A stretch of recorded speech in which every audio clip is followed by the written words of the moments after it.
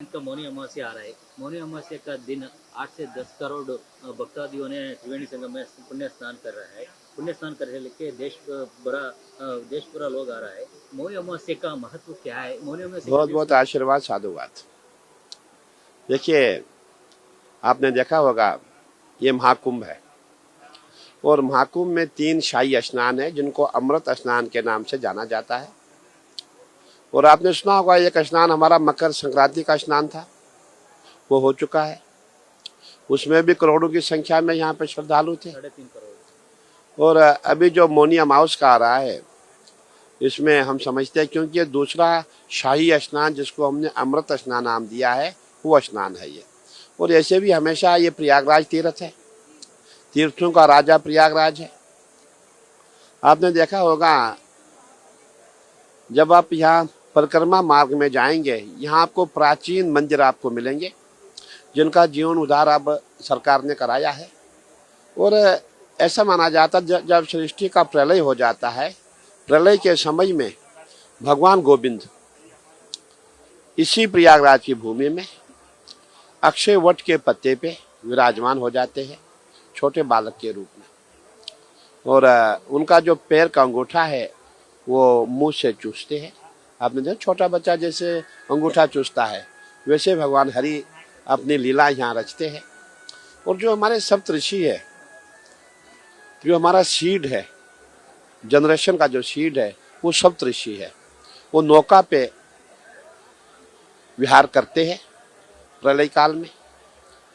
और ये जो स्नान है, अमृत स्नान है, इसमें ये माना गया है हम जितने भी लोग स्नान करते हैं हमें मोक्ष की प्राप्ति होती है।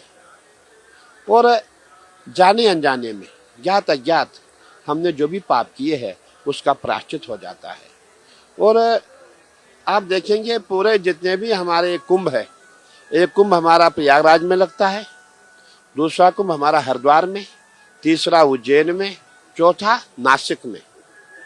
और आपने ये देखा होगा सबसे ज़्यादा जो भीड़ प्रयागराज में होती है, क्योंकि प्रयागराज जो है तीर्थों का राजा माना गया है। और सबसे बड़ी बात है, जो बाकी आपने नासिक का देखा होगा, गोदावरी के किनारे वहाँ कुंभ लगता है, और उज्जैन में क्षिप्रा नदी के किनारे, और हरिद्वार में गंगा जी के किनारे, और प्रयागराज में गंगा यमुना सरस्वती का संगम है। और यहाँ पे और सरस्वती जो है अदृश्य रूप में है, इसलिए यहाँ का ज़्यादा महत्व है, प्रयागराज का क्षेत्र है। और अभी जो हमारा मानना है कि 9 से 10 करोड़ यात्री मौनी अमावस पे स्नान करेगा। और हम यही कहना चाहेंगे, जितना भी यात्री आएगा, ये आवश्यक नहीं है कि आप संगम पे ही जाए। जहाँ भी गंगा जी आपको दिख रही है, दारागंज से लेके संगम तक, नागवासुकी से संगम तक, वहाँ पे जाके आप स्नान करें, आस्था की डुबकी लगाएं। मौनी अमावस का स्नान है आपके। और सबसे बड़ी बात है, मौनी अमावस में स्नान में आपको पितृ तर्पण भी करना चाहिए। पितरों का तर्पण अति आवश्यक है, आपके पितरों को मोक्ष मिलेगा। और मैं यही चाहूँगा कि और ज्ञात अज्ञात के जितने हमसे पाप हुए है उसका प्रायश्चित हो जाएगा। मैं यही कहना चाहूँगा, जहाँ भी आप है वहाँ पे आप आस्था की डुबकी लगाइए।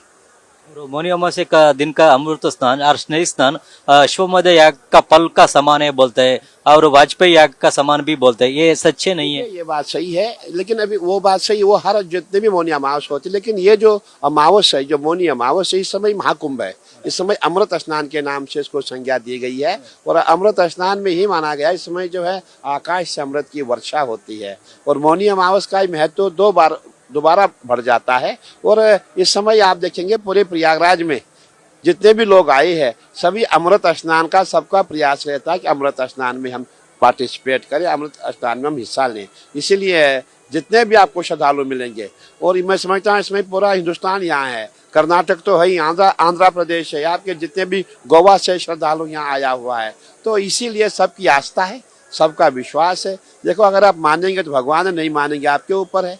और सबसे बड़ी चीज इस समय है, प्रयागराज में आपने देखा होगा पूरे साधु संत देश विदेश से यहाँ आई हुई है। और सबसे बड़ा स्नान मौनी अमावस का स्नान है। मैं यही कहना चाहूँगा कि आप जो है ज्ञात अज्ञात के पापों को दूर करने के लिए, अपने प्रायश्चित के लिए और अपने पितरों के तर्पण के लिए, इससे बड़ा और कोई पर्व नहीं है। ये जो महाकुंभ में जो ये अमृत स्नान है, क्योंकि सुबह के समय यहाँ अमृत की वर्षा होगी। और मैं भी याद दिलाना चाहूँगा, जब 14 को मकर संक्रांति का स्नान था, वो समय भी ऐसा प्रतीत हो रहा था कि अमृत वर्षा हो रही है। सुबह के समय प्रातः हमने देखा, जब हम यहाँ से गंगा जी की ओर गए, ऐसा लगा था कि पूरी बैकुंठ नगरी है, ऐसा लगा था पूरे देवी देवता हम पे अमृत की वर्षा कर रहे हैं। हल्की हल्की बूंदें गिरने लगी थी। मैं यही कहना चाहूँगा कि आप आए, गंगा जी में डुबकी लगाएं और ज्ञात अज्ञात के पापों से आप मुक्त हो जाएंगे। ओम नमः शिवाय। ನ್ಯೂಸ್ ಫಸ್ಟ್ ನಿರ್ಭೀತಿಯಿಂದ ನಿಮ್ಮ ಪರವಾಗಿ।